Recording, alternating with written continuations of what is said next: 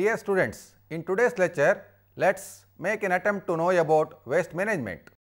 Introduction. Waste management is the generation, prevention, characterization, monitoring, treatment, handling, reuse and residual deposition of solid waste. There are various types of solid waste including municipal, that is residential, institutional, commercial, agricultural and special waste like healthcare, household, hazardous waste, sewage, sludge. The term usually relates to materials produced by human activity and the process is generally undertaken to reduce their effect on health, the environment or aesthetics. Proper management of waste from agricultural operations can contribute in a significant way to farm operations. Waste management helps to maintain a healthy environment for farm animals and can reduce the need for commercial fertilizers by providing other nutrients needed for crop production. Agricultural waste typically associated with animals but is not limited to manure, bedding and litter, wasted feed, runoff from feedlots and holding areas, and wastewater from buildings like dairy parlors. Best management practices such as rotational grazing and pasture renovation to maintain adequate vegetative cover, riparian buffers and structures built to trap or retain waste should be utilized in order to prevent contamination of both surface and groundwater. When this waste is carried in overland flow from rain events, it is categorized as a non-point source pollutant or one that originates from diffuse areas of land. Non-point source pollutants are one of the primary water quality problems in recent years. Furthermore, runoff and waste that doesn't pass through a vegetated buffer zone along the water body is likely to result in bank erosion and subsequent property loss. Significance of waste management. The waste generated in agriculture has to be properly managed. Otherwise, agricultural waste from farm operations can pollute the environment, resulting in impairment of water quality and a general loss of aesthetics. The degradation of water quality can impact adjacent waterways and groundwater both on-site and off-site. This degradation reduces the ability of these resources to support aquatic life and water for human and animal consumption. Nitrates, which are commonly associated with fertilizers and agricultural waste runoff, can seep into groundwater.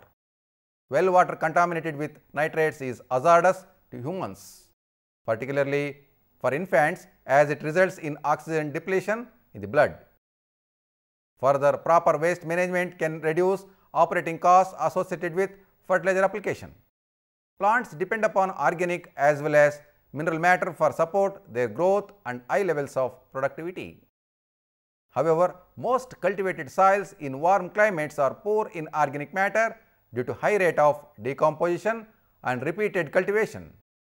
Most soils of the Indian plains have 1% or less organic matter. They are also often poor in more than one mineral nutrient. Agricultural soils are very good at receiving and integrating an astonishingly wide range of organic and mineral additives. The organic matter added gradually becomes a part of the soil's organic fraction. The minerals and fertilizers added react with mineral and organic soil compounds. Recycled wastes are thus in no way alien, which can spoil the physical, chemical or biological health of soils. Recycling of waste in agriculture brings in the much needed organic and mineral matter to the soils. As most recyclable wastes are organic, they directly add organic matter and the plant nutrients contained in it. While the nutrient input improves soil fertility, the organic input has a profound and vital role to play in improving soil physical properties such as its tilth, water holding capacity and providing a more favorable environment for root growth. Thus, waste recycling leads to an improvement in overall soil productivity, of which soil fertility is a key component. Waste recycling is neither a modern concept nor an eye-catching passing fad. The concept is centuries old. Only the urgency, the scale and the complexity of recycling have gone up manifold. In addition, more efficient and versatile recycling processes and technologies have become available which can be applied on the required scale, can bring recyclable waste into the mainstream of farm management strategies. Waste recycling in agriculture can be seen as good housekeeping in the area of resource management for and on the farm. It not only re-establishes the natural link between the land, plants, animals and man, but also links the land to the activity of those industries which depend on agriculture for their raw material. Waste consistency. Ruminants tend to produce manure that in the semi-solid range when excreted. Swine excrete slurry manure and poultry excrete manure that is classified as a solid. This clearly points out the need to be acknowledgeable of waste consistency in terms of total solids to properly select waste management system components. Solid. Waste with high percent of total solids is called solid waste. It is produced by a wide variety of agricultural, municipal and industrial operations. Animal feeding operations, particularly feedlots, yield large quantities of solid organic waste that can be applied to land. Manure that is more than 20% solids can be handled as a solid. A mixture of manure, bedding that is straw or wood chips and feed waste is generally a solid. It is transported by box or open spreaders or dump trucks to the land for application. Semi-solid. Semi-solid waste has somewhat firm consistency. Total solids content of semi-solid animal manure can range from 10 to 22%. Depending on the animal species, semi-solid manure generally can be transported and spread using the same box or open spreaders and dump trucks used for solid manure. Slurry. Slurry is generally associated with confined feeding operations for cattle and swine. The feces and urine excreted behave as a slurry rather than as a solid or a liquid. Slurry can be applied to the land by sprinklers that have large nozzle, by broadcasting from slurry tanks or by injection under ground surface. Because of its propensity to cause odors and pollute water, slurry should be incorporated immediately into the soil profile. Liquid. Liquid waste has solid content of 5% or less. This consistency generally is produced where manure is diluted by wash water, flushing water, rainfall or runoff or snow melt. A common example is the solid in a waste storage pond used to store runoff from a feedlot or outside dairy housing. Liquid also result from food processing operations and from municipal wastewater treatment. Liquid waste can be handled by any type of sprinkler system or by such flood irrigation methods as furrows or borders. Waste application systems can often be combined with surface irrigation. In solid, manure and nutrient distribution may be uneven. If flood irrigation methods are used because solids tend to settle out near the turnout. If adequate water is available for irrigation, the system can be designed for maximum use of the manure for crop fertilization while meeting the consumptive use requirements. For example, the water needs of the crop. A screen must be installed in the system for removal of long fibers, hair and other debris before irrigation begins. Benefits of recycling of wastes. The most obvious benefit of recycling manure to the land is the manurial and fertilizer value. The return of the nutrients saves money otherwise spent for commercial fertilizers, natural resources, energy required for producing chemical fertilizers. Like most other aspects of agricultural production, there are requirements for the application and management of agricultural waste on farms. However, the primary reasons behind managing agricultural waste make good sense both environmentally and economically. Where feasible, the reuse of animal waste in farming operations can reduce the quantity and handling costs of commercial fertilizer. The contribution of animal waste increases the organic matter content of soils, which not only increases nutrient availability for crops but also improves the water holding capacity and tilth of the soil. Good waste management reduces the instances of well water contamination and minimizes surface water pollution. Other on-farm benefits of application of manure are addition of organic manure to the soil, improvement of soil structure, infiltration and tilth, increases water holding capacity of soil and control of soil erosion, make soil loose and moist, slow release of phosphorus and organic part of nitrogen by the action of microorganisms, conserves elements and make them available to crops throughout the growing season. Recyclable resources. Plants are directly or indirectly the source of several recyclable material. Directly, these provide crop residues such as straw and stover. Seeds of oil crops when crushed leave behind oil cakes. Biomass of several uncultivated plants is also recyclable. Human and animal waste are largely the residues of plant products ingested either by man or by domestic animals. The plant's resources.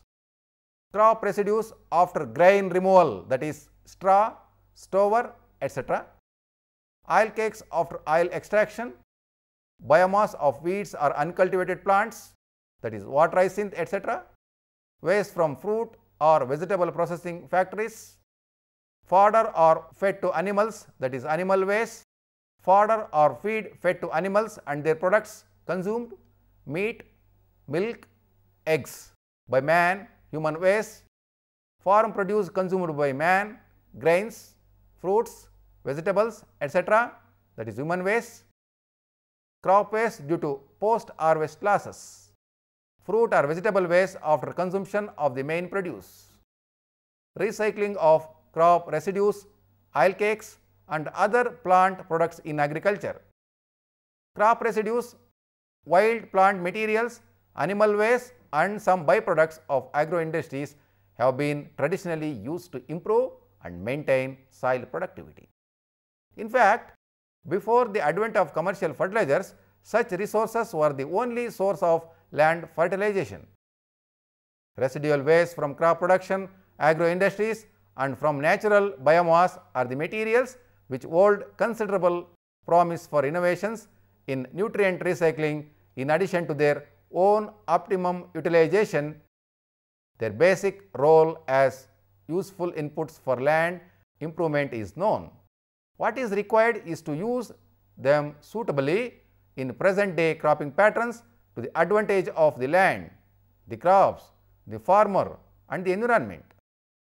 Industrialization has now become a potential competitor with land and animals for consumption of plant residues. Availability and usage. With the production of increased quantities of food grains, the production of crop residues has also proportionately increased. Higher crop yields and multiple cropping have also necessitated mechanical harvesting at big farms, thus leaving more residues for in situ utilization. However, most crops are still manually harvested and removed from the fields for threshing. The return of the residues to the fields in such cases involves further labor, transport and tilling operations. The major portion of crop residues in India is used as animal feed and as fuel in rural homes. Some residues are also used as animal bedding and may thus get recycled as farm-made manure or compost. Their use as feedstock for biogas production is rare, where generally animal dung is used. Some residues have also begun to find use as industrial raw materials. Some small paper mills are using straw of rice and wheat for pulp making. Attempt has also been made in Punjab, state of India, to use rice straw as fuel for power generation. Such competitive uses further reduce the availability of crop residues as waste. For instance, rice straw is considered as waste material in the plains of northwest India, while it serves as animal feed in most other parts of the country. Legume residues, with few exceptions, are widely used as animal feed because of the relatively high protein content. Some residues such as sugarcane thrash, potato haulms and groundnut shells are generally not put to any alternative use. On these considerations, about one-third of the total crop residues generated in India can be assumed to be available for land application. This fraction of the major crop residues provides a gross annual nutrient potential of about 1.5 million tons, even if this quantity, along with that for other crops, is properly utilized. The benefits to soil productivity and the farmer can be substantial. Besides serving as source of organic matter and major plant nutrients, the residues also add certain amounts of micronutrients. Composting, the key technology. In waste recycling, composting emerges as the most widely applicable process for handling diverse waste. Wide variety of crop residues and nutrient depleted waste can be composted along with human waste, animal waste, press-made and agro-industrial waste. Composting takes care of most of the pathogens present in the substrates. It also suffers a proven avenue for the utilization of low-grade rock phosphate, which can be incorporated into the compost either during composting or at a later stage.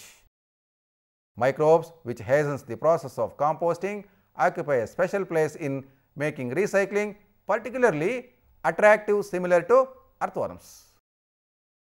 Compost. The organic manures, which is prepared out of animal waste, crop waste, low-grade minerals such as rock phosphate, human waste, factory waste such as press-made, biomass of uncultivated plants. Vermicompost. The key role of earthworms in improving soil fertility is well known.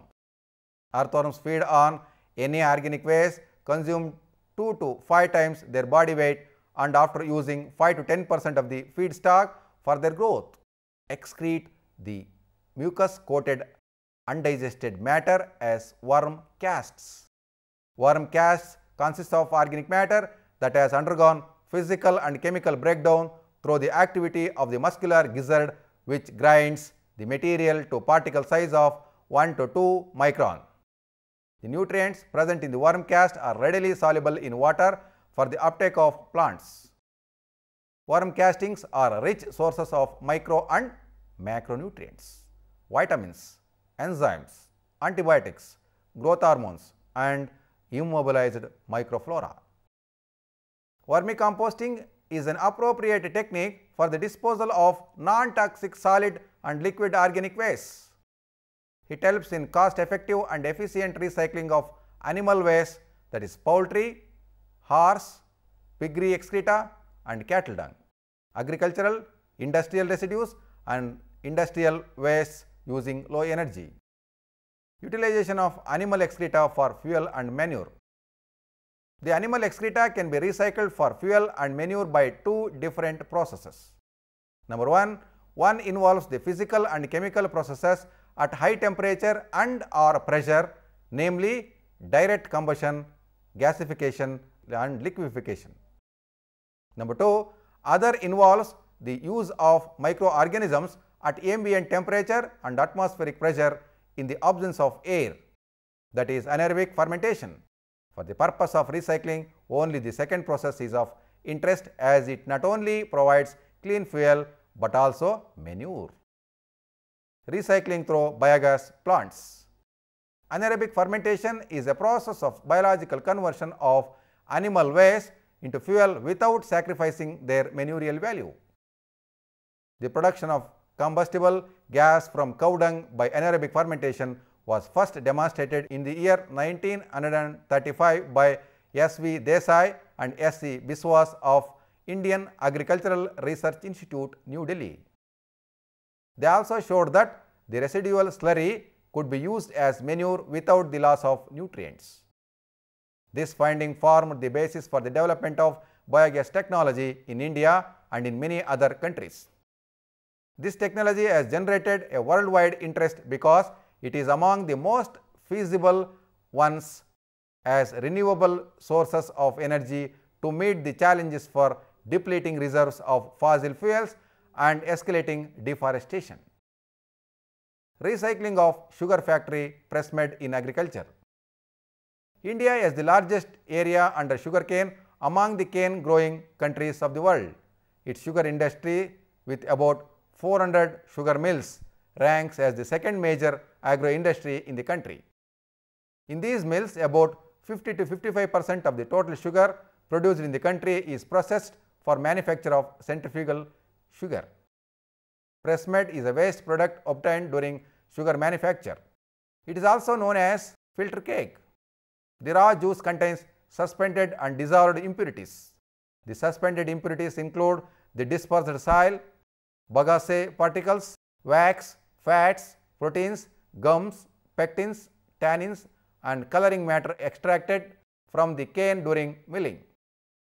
These remain in colloidal form, while the dissolved impurities present in the juice are glucose, fructose and inorganic salts such as nitrogen, phosphorus, potassium, etc., which are absorbed by the sugarcane plant from the soil and fertilizer during its growth.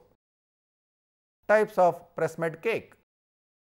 It is necessary to remove the suspended and dissolved impurities from the juice in order to obtain sugar crystals. Two types of processes, namely sulfitation and carbonation, are commonly used to purify the cane juice. Clarification of cane juice in the sulfitation process is carried out with the help of lime and sulfur dioxide. In this process, calcium sulfate is obtained along with other impurities in the form of sulfitation pressmud. In the carbonation process, lime and carbon dioxide are used to get the clear cane juice. Further, calcium carbonate along with impurities are precipitated, which is known as carbonation pressmud. Utilization of pressmud. Pressmud has been mainly used as a source of plant nutrients, an ameliorant for acidic and saline sodic soils, a medium for rising sugarcane seedling, a carrier of inoculants for legumes. It is often believed that a year-old pressmud is superior to new or fresh pressmud for crops. However, recent studies have shown that new or fresh pressmud may be used without any adverse effects on soils and crops. The pressmud is mixed along with flowing in the soils after broadcasting of farm-made manure or compost. Pressmud contains all the macro and micronutrients in small amounts. All these nutrients become available to the growing plants after the degradation of pressmud cake and added to the soil. The use of pressmud cake has benefited the growth and yield of many crops through direct, residual and cumulative effects. Implementation of waste management strategies. Fortunately, there are planning documents and best management practices are available to farmers for managing agricultural waste. Waste management is a part of an overall nutrient management plan developed for a farm. These plans play an integral role in the comprehensive waste management planning process and are used to spell out how farmers intend to maximize the benefit of nutrients available from farm waste products to benefit crop production and minimize environmental impact. Although state and central governments are demanding more accountability in agricultural waste management, many such plans are developed voluntarily as an important aspect of the business. Developing a plan for how waste is managed on the farm not only aids in the tracking of operational costs and the making of better management decisions, it can also be used to leverage state and central funding assistance. Self-regulation protects private property rights and reduces the need for governmental control and regulations. Site-specific waste management strategies should be developed and adopted in order to maximize the cost efficiency and adequately protect local environmental resources. This will require that routine soil and waste testing take place to match the crop needs to the nutrients available. By tracking the timing and application rates, that is quantity, of agricultural waste required. The space required to store operational waste can be determined. Waste can be stored as solid in building structures or as a liquid in holding ponds or anaerobic lagoons. Being able to store waste in an acceptable form until it is needed in a critical component of a waste management strategy. If waste is not handled properly or is not applied at the right time, valuable nutrients are lost and environmental and human and animal health problems are created. Besides the management practices noted above, the best management practices listed below can be used to improve waste handling and application. Avoid over application by only applying manure to crops that can benefit from the nutrients. Do not apply waste to fields when heavy rains is expected and runoff potential is high. Exclude livestock from sensitive areas such as riparian buffers and wetlands. Locate winter feeding areas in a relatively flat upland area. Do not spread waste near waterways. Employ other conservation practices that minimize runoff and erosion to fields where waste is applied. Avoid spillage or overflow of lagoons, ponds and structures used to house waste. Regularly check waste application equipment and make sure it is calibrated. Wherever possible, divert runoff from land above livestock areas and away from nearby surface waters and wells. If an alternative water supply source is unavailable for livestock, create dedicated limited access points to streams for drinking and consider adding flush gutters to livestock confinement systems to confine waste for future application. Other ways to improve waste management on farms is to routinely check areas where fuel and chemicals are stored for spills and leaks and to be sure that the farm is in compliance with applicable storage and handling regulations. Keeping update on technologies designed to improve waste management such as composters for disposing of livestock mortalities and integrating them into the waste management strategy is also good practice. From the study, it can be inferred that the waste generated both in on-farm and off-farm can be managed properly by adopting various methods or techniques to avoid its ill effects on environment and to utilize the same for its manurial value to improve the soil fertility and productivity.